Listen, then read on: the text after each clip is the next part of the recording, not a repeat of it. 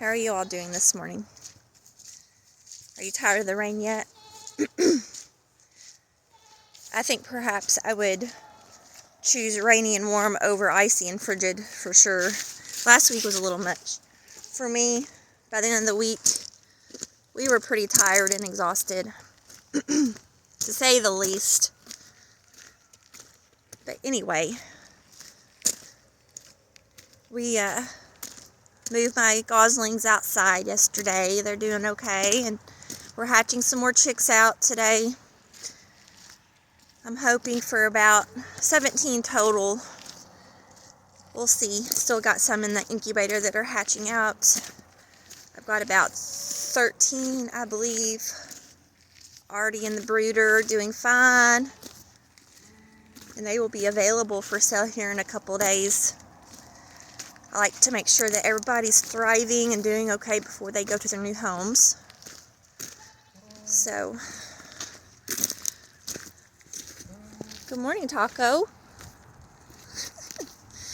I'm out here just getting a quick morning walk in before we have to start our morning routine and everybody gets up. Still kind of sprinkling out here. Woo, walking up this hill. This morning,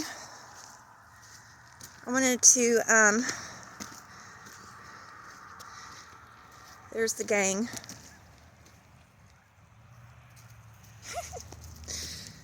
This morning I wanted to discuss something with you all.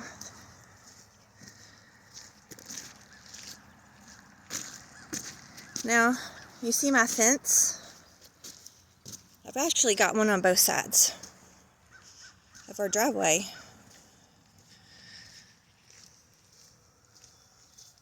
Now that's a boundary, right? If you have livestock, there are several reasons why you set those boundaries and those fence lines. Whether it be property lines or separating pastures. But there's always a reason. Now, for us, we don't want our livestock just running willy-nilly everywhere, because we've got gardens, we've got, I really don't want goats and cows on my porch, but hey, I'm about getting to that point. Anyway, but I don't want them. I've got specific areas where I don't want them to be. And having those boundaries not only protects the things that I want to protect, but it protects them as well.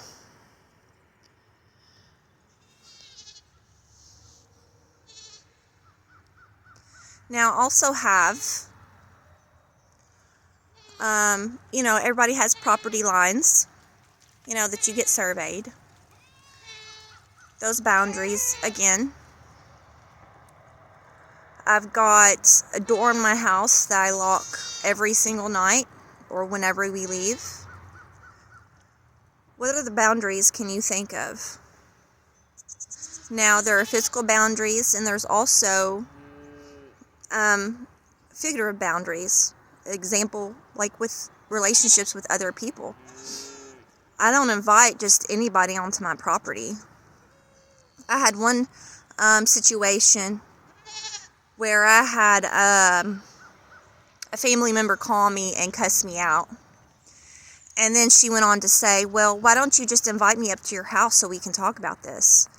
And I told her, I said, now why would I invite you up to my house, onto my property, after the way you've talked to me? Absolutely not. I don't think so. I have that right to say, nope, you're not coming up here. I have that right to vet people who want to come up for a visit. I have a right to vet people who I sell my animals to, or those who I give to. I have the absolute right to set those boundaries. Everybody's hungry this morning.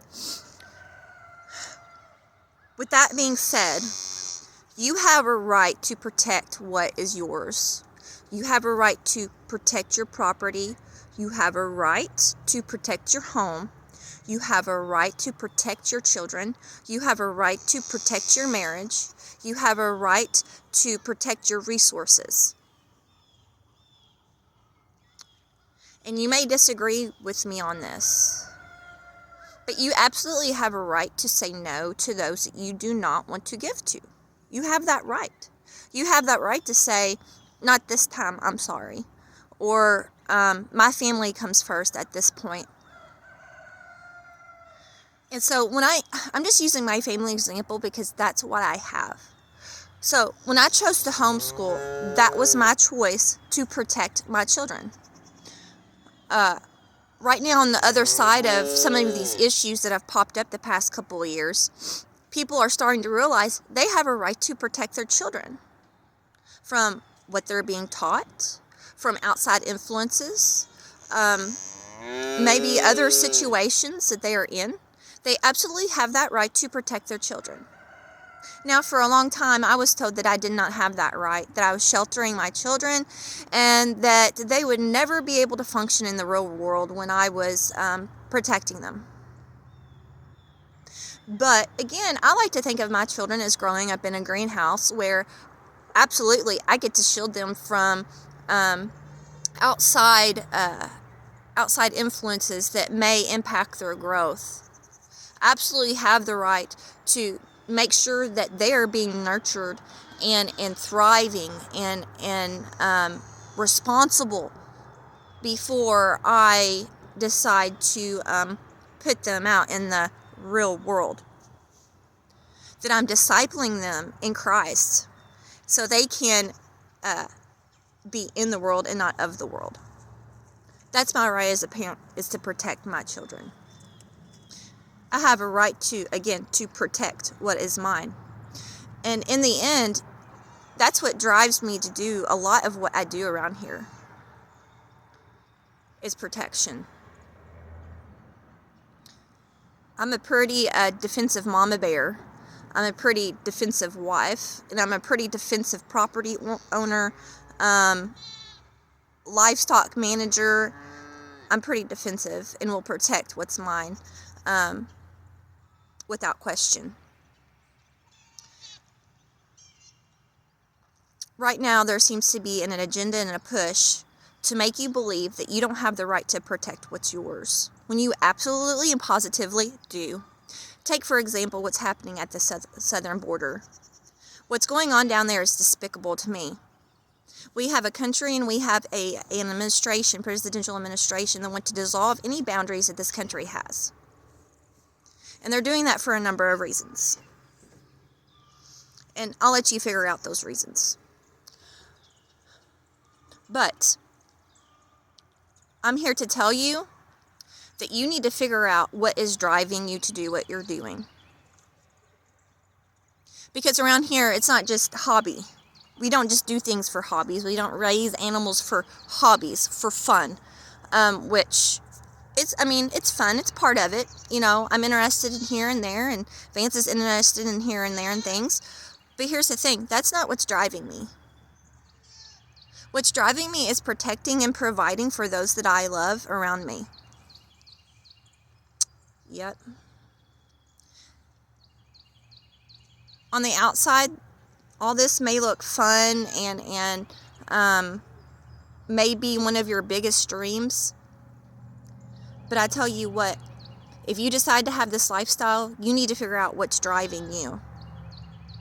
Because having a hobby, doing it because you simply just like it or love it, it's not sustainable. You won't sustain in this lifestyle. You just won't. There needs to be a stronger drive.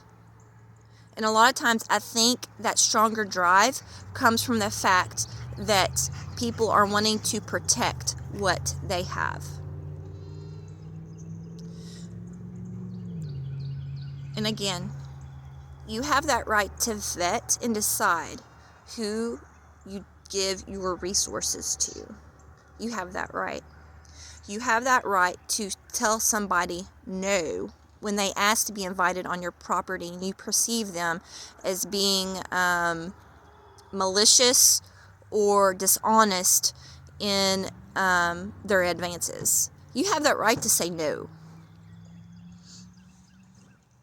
I think we're coming up on a time when people are going to feel entitled, that you ought to help them.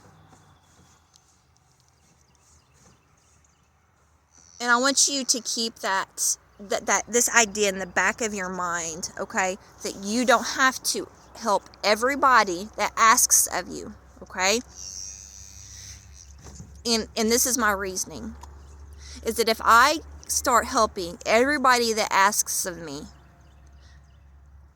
my resources here at my homestead are going to be completely drained. And when that happens, number one, I no longer can provide for my family. I can no longer protect my family.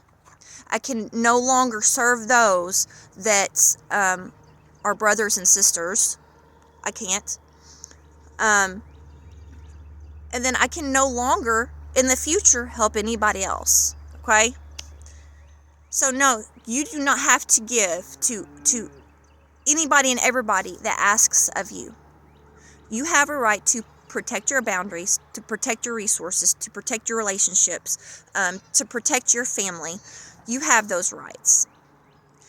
Please don't allow people to tell you that you don't. Don't think that, because you absolutely do. Don't second guess yourself on that. And if you disagree with me on some of these points, I think you probably need to start thinking about what you have. Because there's a lot of people that disagree with me on my ideologies or my stance. But you go and ask them, how about you help? How about you have them live with you? You know what their answer is? No, I don't want to. There's a lot of hypocrites out there. I'm just saying. But you all need to figure out what's driving you at this point in time. You need to reassess whether or not you're protecting what's yours efficiently. Have you established those boundaries? Have you sat down and talked with your family and established those lines when people start asking you to give to them in certain, whether it's money, resources, food, clothing? Have you set up those boundaries yet? Because here, we're going to start doing that pretty soon. And in other aspects of our life as well. I think it's important to be on the head of this, because as 2024 moves along, and as it goes, as Vance and I believe it will, there's going to be a lot of people hurting, a lot of desperation. So you all need to be equipped to protect what's yours. You need to be able to establish answers for when people ask of you. And you also need to be an encourager for those around you to do the same for their home. So you need to figure out what drives you. Set those boundaries. Start establishing those answers to what drives you. I hope you all stay dry today. I hope you all get outside today and breathe some fresh air. It's warmer again. Utilize that well for your lungs. Breathe in, breathe out. Get all that nasty stuff out. Detox, right? Breathing is one of the ways that your body detoxes, if you didn't know. So, I hope you all have a fantastic day, and I'll see you all next time.